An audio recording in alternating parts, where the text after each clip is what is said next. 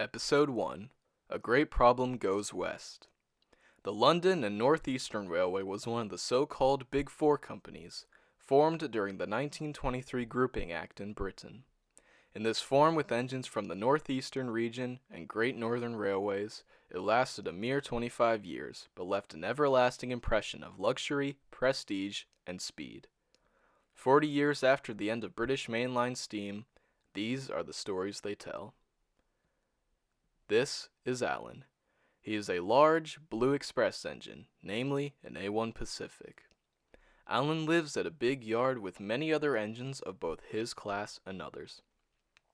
He is a long, well-built engine with a limp chimney, large driving wheels, and a good sense of humor. Alan is normally found pulling fast passenger trains, but sometimes pulls goods trains to the north of the border. He is normally found in the company of a delightful old engine named Stephen, after his designer. Stephen is much older than Alan, and wiser too. He pulls local goods trains and stopping passenger trains, and he doesn't mind going more slowly than the other engines. He is one of the few engines that still wears the apple green of the London and Northeastern Railway, and is proud of it, despite the paint being worn here and there. These two engines have another shedmate, a haughty A4 Pacific named Sir Ralph. Sir Ralph is proud of his heritage, related to the famous Gresley A3s, and a member of an elegant class of streamliners. His attitude sometimes annoys the other engines, and Alan is quick to put him in his place. But he does have a big heart, somewhere in his smoke box. This story concerns a fourth engine, not from this region. No, this engine was a visitor from the western region, taking on the duties of another engine who felt somewhere near London. This engine was very old and clanked noisily along the line. His tubes were leaking, his cylinders wheezing, yet time after time he found puff to keep going. For a whole week, the old engine found himself pulling goods trains from the south to the north, and would get very tired upon reaching the yard of Alan, Stephen, and Sir Ralph. One day, Stephen was simmering in the yard. It had been a long day. Shunting coaches for the haughty Sir Ralph was no mean feat, and neither was preparing goods trains for the other engines. The foreman knew how hard Stephen had been working, and had given him a rest. Stephen sighed. "It's good to have some time to let your wheels rest," he said to nobody in particular. Just at that moment, an astronomical racket came from the junction. There was the western engine, wheezing into the yard with a long line of coal cars. "Goodness," Stephen said, as the engine rattled past. "He's older than me," he said with wonderment, as the old engine kept going. There was little steam in the air, and no wonder, for the poor engine had none left to give. Wheezing badly, the engine finally stopped under the signal on the goods line, and moved no more. Stephen was concerned. "He'll never make it back home," he said, and went to find Alan in the shed. "I only ask, Alan," Stephen said, "because I'm not as sprightly as I used to be myself, and you've just been repaired, so you'll want a nice run anyway." Alan laughed. "Well, if you can get the foreman to agree," he said, "I'll do it." "Thank you," Stephen said, relieved. "You know, we are all one railway now. I'm sure the old engine's friends back west." "Back west? Are you to say we'll be helping a western engine?" Sir Ralph had appeared from the shed, hissing loudly. "Why, yes, of course, Sir Ralph," said Alan. "Unless you'd like to do the honors?" Sir Ralph started. "Honor? My good fellow," he sniffed. "It is not a question of honor, but a matter of decency." "Oh? And how do you figure that?" asked Seaman innocently.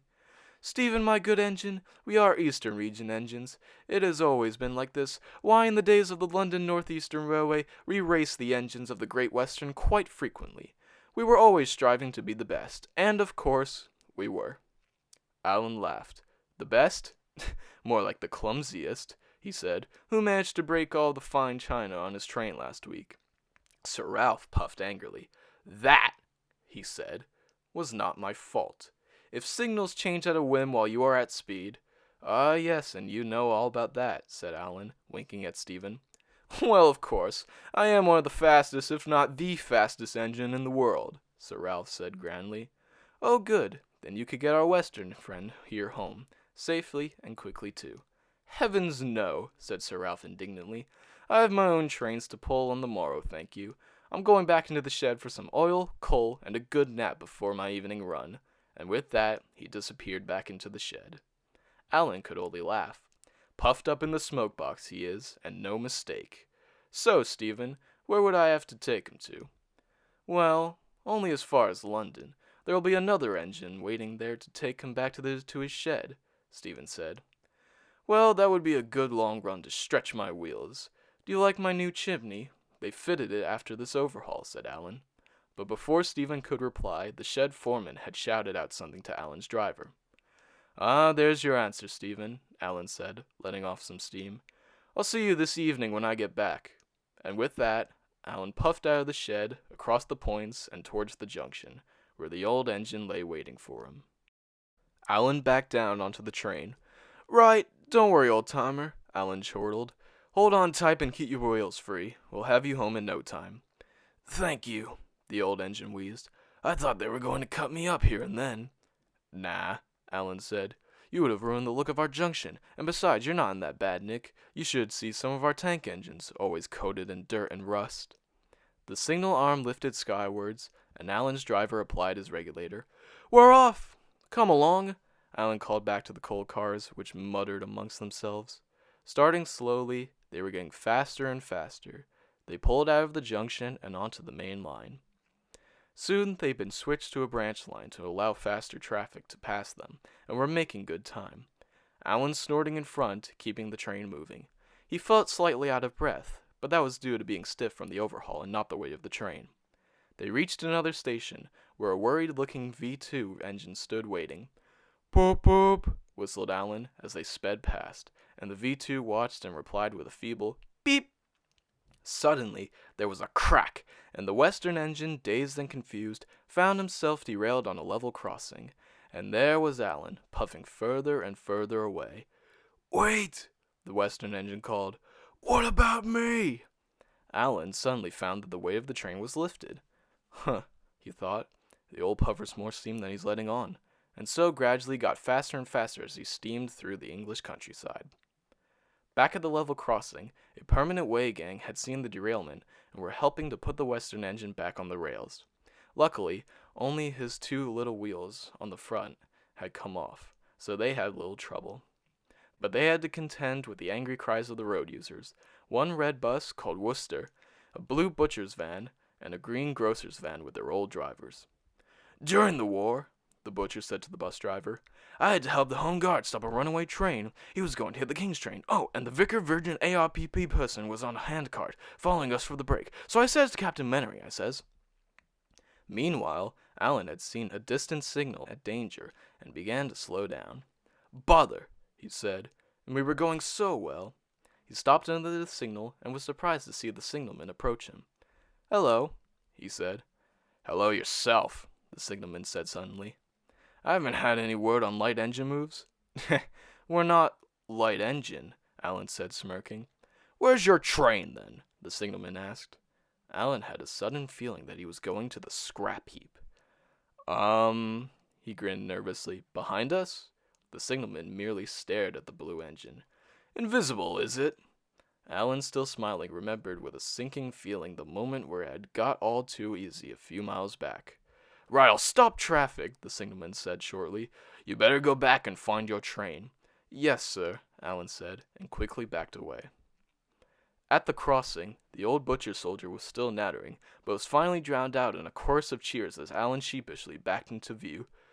Right, well, he began, but the western engine just laughed. I did try to hold on tight. My wheels weren't quite as free. This made Alan feel much better. Right, we'll get you home as quickly, but as safely as possible, he added, remembering his taunting of Sir Ralph earlier. He was coupled to the western engine, and with a deafening blast from his cylinders, they were off and away from the crossing. Alan returned home early the next morning. It was still dark, and he was surprised to see Stephen waiting for him, and still simmering.